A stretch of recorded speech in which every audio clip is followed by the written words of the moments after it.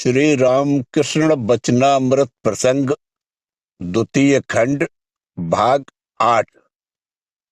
साधकों की विभिन्न प्रकृति। जय ठाकुर, जय मां। ठाकुर दक्षिणेश्वर में महिमाचरण आदि भक्तों के साथ ईश्वर चर्चा कर रहे हैं। रावण कहता है, राम रूप का चिंतन करने से ब्रह्म पद भी तुच्छ हो जाता है।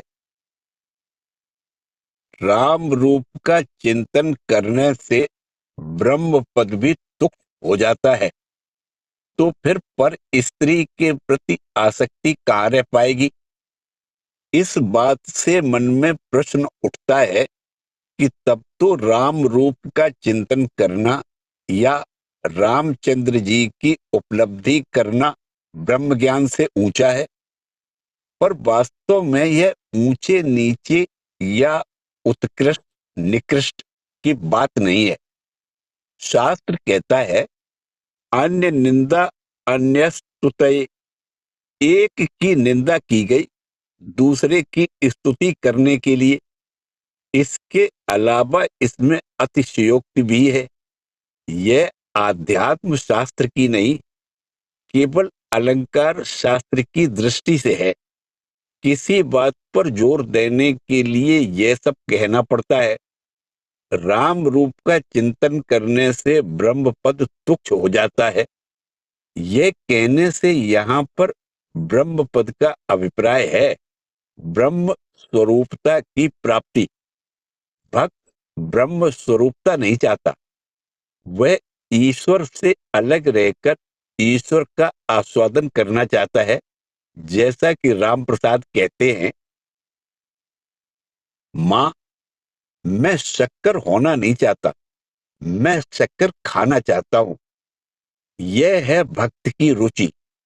भक्त इस प्रकार भगवान का आस्वादन करना चाहता है।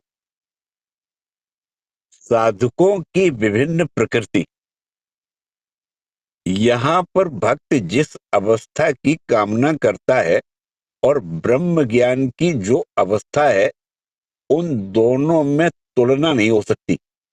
क्योंकि ज्ञानी ब्रह्म ज्ञान चाहता है और भक्त ब्रह्म ज्ञान नहीं चाहता। प्रश्न यह नहीं है कि कौन बड़ा है और कौन छोटा। यहाँ पर वे स्वयं जैसे नित्य हैं, उनकी लीला भी वैसी ही नित्य है। जो जिस स्वरूप को चाहता है उसके लिए वही बड़ा है। जो जिस भाव को चाहता है उसके लिए वही भाव उत्कृष्ट है। उसके लिए अन्य भाव का आस्वादन करने की चेष्टा मानो अनधिकार चेष्टा होगी और वह उसके लिए मनोनुकूल भी नहीं होगा। हनुमान का दास्य भाव है। उनसे यदि कहा जाए कि आप मधुर भाव का आस्वादन क्यों नहीं करते, तो शायद वे यही कहते कि वह भाव मेरा काम में नहीं है, उसमें मेरी रुचि नहीं है। यद्यपि भक्ति शास्त्र में शांत, दास्य, सख्य, वात्सल्य और मधुर भावों को क्रमशः एक के बाद एक से बढ़कर बताया गया है, पर फिर भी शास्त्र यह कहते हैं कि जो जिस भाव का अवलंबन करता है उसके लिए वही श्रेष्ठ है। ज्ञानी के लिए ब्रह्म पद ही एकमात्र काम्य है। इस दृष्टि से ज्ञानी के लिए राम रूप तुच्छ है। यहाँ पर विचार करके स्पष्ट रूप से यह नहीं बताया जा सकता कि कौन सा भाव श्रेष्ठ है और कौन सा तुच्छ। यद्यपि ऐसा करने की चेष्टा की गई है तथा उसे लेकर न जाने कितने समय से द्वंद्व चला आ रहा है। एक कहता है मेरा भाव श्रेष्ठ है, दूसरा कहता है मेरा। असल बात यह है कि भगवान के समान ही भगवान के भावों का भी कोई अंत नहीं है। व्यक्ति चाहे जिस भाव को ग्रहण करे वह उसका पार नहीं पा सकता। भगवान का आस्वादन करके उसे समाप्त नहीं किया जा सकता। अतः श्रेष्ठता निकृष्टता का विचार अनावश्यक है। जिस भक्त के लिए वे जिस भाव में आस्वादन योग्य हैं, उसके लिए वही उत्कृष्ट है, क्योंकि वे वही चाहते हैं। इसीलिए देखा जाता है कि ठाकुर ने अपने पार्षदों के बीच एक के द्वारा अनुसृत भाव को दूसरे को अनुसरण करने से मना किया है और कहा है वह तुम्हारा भाव नहीं है। उनके भक्तों ने उनके साथ जैसा व्यवहार किया है, उनके साथ वे भी वैसा ही व्यवहार करते। वे कहते जिसका जो भाव है वह उसकी रक्षा करते हुए चले। किसी स्थान पर वे उसको व्यतिक्रम करने की चेष्टा करते हुए देख उसे सतर्क कर देते। यहां पर वे यह नहीं कहते थे कि वह ऊंचा है या नीचा है, बस इतना ही कहते कि वह भाव तुम्हारा नहीं है। यहां पर ब्रह्म पद की तुच्छता नहीं कही गई है, अपितु एक की स्तुति करने के लिए दूसरे की निंदा की गई है। राम रूप की स्तुति करने के लिए ब्रह्म पद की निंदा की गई है। ठीक इसी तरह से यह भी कहा जाएगा कि ज्ञानी के सामने राम रूप तुच्छ है। कोई भी भाव निरपेक्ष नहीं है। जिसका जो आदर्श है वही उसका भाव है। उसी का अवलंबन करके उसे चलना होगा। और जब किसी व्यक्ति या साधक के स्थान पर केवल स्वरूप की बात कहने की चेष्टा की जाती है, तब कुछ बोला नहीं जा सकता, क्योंकि सिद्ध के लिए भक्त, भगवान, उपास्य, उपासक का कोई प्रश्न ही नहीं होता। उपास्य भगवान में वैचित्र्य होगा तथा उपासक उससे भिन्न होगा, ऐसा हम समझते हैं। ब्रह्म जब उपास्य हुए, तब जो साधक ब्रह्म की उपासना करता है वह निश्चय ही ब्रह्म रूप में प्रतिष्ठित नहीं है। इसीलिए वह ब्रह्म रूप की उपलब्धि के लिए चेष्टा करता है। अतः वह उससे भिन्न है, यह प्रतीति उसे होती है। लेकिन यदि वह चाहे उपासना के द्वारा हो या ज्ञान चर्चा करके हो अथवा अन्य किसी प्रकार से अपने क्षुद्रत्व की सीमा का अतिक्रमण कर सके, तो वह ब्रह्म स्वरूप हो जाता है। पर जब तक वह ब्रह्म स्वरूप नहीं हो जाता, तब तक व्यावहारिक दृष्टि से ब्रह्म से भिन्न रहता है। ऐसा यदि न हो तो कौन किसकी उपासना करेगा? प्रत्येक साधक को अपने पथ के प्रति पूरी आस्था रखकर पथ को दृढ़ सत्य जानकर चलना होगा। अपने पथ पर श्रद्धा न रहने पर कोई आगे नहीं बढ़ सकता। जैसे कोई उपासक यदि तत्व की दृष्टि से विचार करेगा कि सभी मिथ्या है, तो क्या वह यह कहेगा कि मिथ्या रूप मां काली, तो मुझे यह दो वह दो? मिथ्या वस्तु से क्या कोई प्रार्थना करेगा? अतः यह उसकी दृष्टि नहीं है। जो ब्रह्म ज्ञान का अनुशीलन करता है, वह क्या यह कहेगा कि जिस अनुशीलन द्वारा मैं ब्रह्म की उपलब्धि करूंगा वह मिथ्या है? ना, वह तो उस अनुशीलन को ही सत्य मानकर आगे बढ़ेगा। वहां ऊंच नीच का कोई पार्थक्य नहीं है। अपने अपने भाव के अनुसार आस्वादन करना होगा। श्री रामकृष्ण देव की उपलब्धि और उपदेश। इस संबंध में ठाकुर कहते हैं, मैं चरपरा भी खाता हूं तथा रसेदार भी खाता हूं और खट्टा चटपटा भी खाता हूं। मुझे एक ढर्रे का भाव पसंद नहीं है। मैं उनको सभी भावों में आस्वादन करना चाहता हूँ और फिर रूप अरूप का भी आस्वादन करता हूँ। यह विलक्षण भाव एकमात्र ठाकुर का ही है, जो अन्यत्र कहीं देखने में नहीं आता। अन्य साधक अधिक से अधिक किसी एक भाव या किसी एक सांचे में अपने आप को ढाल पाते हैं, तो उसी से उनका जीवन धन्य हो जाता है।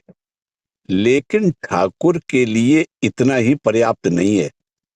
वे तो समस्त जगत को यह दिखाना चाहते थे कि जितने साँचे हैं, वे सभी सत्य हैं। इसीलिए वे स्वयं को सभी सांचों में ढालकर दिखा देते हैं कि इस प्रकार से भी होता है और उस प्रकार से भी। और यहीं पर श्री रामकृष्ण देव का श्री रामकृष्णत्व है। किंतु यह सबके लिए नहीं है। साधारण साधकों के लिए इष्ट निष्ठा आवश्यक है। उनका मन छोटा होता है, इसलिए उसके द्वारा वह सबकी धारणा नहीं कर सकता।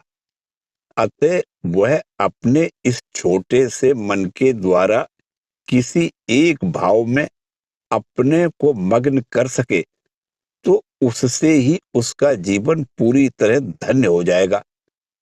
लेकिन जो संसार के सभी प्रकार के लोगों को उनके अपने अपने मार्ग पर आगे बढ़ाते हुए ले जाने के लिए आए हैं, उनका केवल एक ढर्रे का होने से काम नहीं चलेगा। उनको तो सभी भावों की जानकारी चाहिए। सभी भावों से संपूर्ण रूप से परिचित होकर ही तो वे सबको उनके अपने रास्ते पर ले जा सकेंगे। वे अवतार हैं, इसलिए सर्वज्ञ हैं। यह कहना भी यथेष्ट नहीं है। उनके लिए तो स्वयं विभिन्न भावों की साधना करके उनका समग्र स्वरूप जगत को दिखा देना आवश्यक है। तभी तो लोग उनसे साधना की अनुप्रेरणा प्राप्त करेंगे और उस पथ पर आगे बढ़ेंगे। ऐसा न होने से भगवान परिपूर्ण होकर भी हम लोगों को सहायता नहीं कर पा रहे हैं, क्योंकि वे हमारी धारणा से बाहर हैं। जब वे मनुष्य शरीर धारण करके हमारे बीच में आते हैं, हम लोगों के समान ही साधना करके सिद्धि लाभ करके दिखा देते हैं कि किस प्रकार से सिद्धि लाभ होता है। तब हम समझ पाते हैं कि जब उन्हें सफलता मिली है, तो हमें भी मिल सकती है। ठाकुर कहते हैं, तूने राम प्रसाद को दर्शन दिया, कमलाकांत को दर्शन दिया, अब मुझे क्यों नहीं देगी? यह उदाहरण प्रस्तुत करना। यदि उन्होंने श्री रामकृष्ण देव को दर्शन दिया, तो हमें भी देंगे। इसीलिए अवतार को साधना करनी पड़ती है। अवतार सिद्ध होकर भी, पूर्ण होकर भी देह धारण करके आते हैं तथा विभिन्न भावों को आदि से अंत तक दिखा जाते हैं। वे सहज ज्ञान लेकर आते हैं, पर उन्हें उसे नए रूप में अभिव्यक्त करके सबके सामने उदाहरण के रूप में रखना पड़ता है। तब यह बात जैसे ज्ञान के संदर्भ में है, वैसी ही भक्ति के विभिन्न भावों के संदर्भ में भी सभी भावों में वे अपना विकास करके दिखा देते हैं। यह देखो, इस मार्ग में इस प्रकार से जाना होगा, इसमें ये बाधाएं हैं, ये लक्षण हैं, इस प्रकार वहां पहुंचना होगा, पहुंचने पर इस प्रकार अनुभव होता है। प्रत्येक भाव को वे इसी प्रकार साधक को दिखा देते हैं। ठाकुर एक दृष्टांत देते हैं। पक्षी जब अपने बच्चों को उड़ना सिखाती है, तब वह स्वयं एक डाल से दूसरे डाल पर उड़कर जाती है। फिर उड़ते उड़ते और एक अन्य डाल पर बैठकर बच्चों को भी उसी प्रकार थोड़ा थोड़ा उड़ना सिखाती है। यदि वह सीधे आकाश पर उड़ जाती तो उसका बच्चा कभी भी उड़ना न सीख पाता।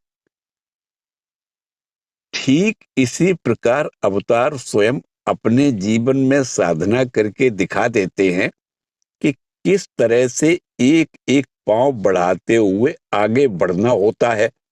वे इसी प्रकार दिखा देते हैं, इसीलिए तो वे अवतार हैं, इसीलिए हमें उनकी आवश्यकता है। वे यदि इस तरह न दिखा देते तो हमारे जीवन में उनके अवतारत्व की कोई सार्थकता नहीं रह जाती। उनके पास रहते हुए भी हम कुछ लाभ न उठा पाते, इसीलिए उनकी साधना है। श्री रामकृष्ण देव ने इसी तरह सभी प्रकार की साधना करके दिखा दिया है कि भावों में कोई ऊंचा नीचापन या उत्कृष्टता निकृष्टता नहीं है। जो जिस भाव का साधक है वह उसी पथ का अनुसरण कर परिपूर्णता का लाभ करता है। इसमें तारतम्य का कोई प्रश्न नहीं है। अंत में यहाँ पर ठाकुर ने कहा है, जो शिव अंश से जन्म लेता है वह ज्ञानी होता है। उसका मन सदा ब्रह्म सत्य जगन मिथ्या बोध की ओर ही जाता है। विष्णु अंश से जन्म लेने पर प्रेम भक्ति होती है। एक ही परमेश्वर एक रूप में शिव और दूसरे रूप में विष्णु हैं। इसी प्रकार लीला करते हैं। एक ही परमेश्वर के सब विभिन्न प्रकाश हैं। उनके भीतर ऊंच नीच कुछ भी नहीं है, केवल चरित्र का वैशिष्ट्य है। प्रकाश के तारतम्य के अनुसार अपने को ढालने के लिए दो सांचे हैं, एक ज्ञान का और दूसरा भक्ति का, लेकिन वस्तु वह एक परमेश्वर ही है। जय ठाकुर, जय मां।